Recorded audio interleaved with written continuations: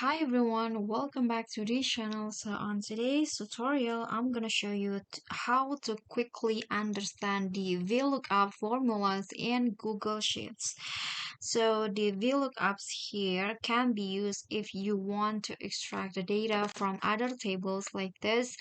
And here, for example, I have two tables, the left and also the right tables. And in this table, I need to fill in this grade data, and on the other table you got this grade data for each of the scores. So if the students scored 77, what grade do they got? So the score here can be used, this one's right here, as the key cells or reference cell to extract the grade for each student. So here you can use the VLOOKUP functions in here.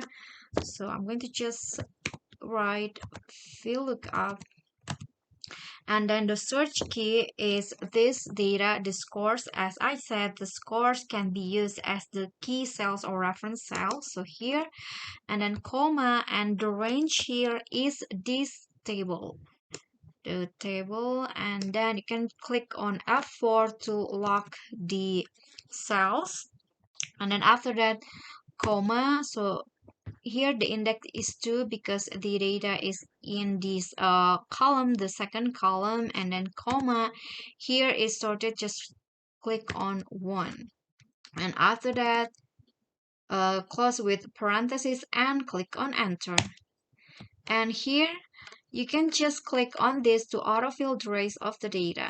And just like that, that is how you can use the VLOOKUP functions in Google Sheets. I think it's pretty easy to understand, and I hope this video will be helpful to you. Thank you guys so much for watching. If you like the video, please do click on the thumbs up icon. Don't forget to leave a comment and subscribe.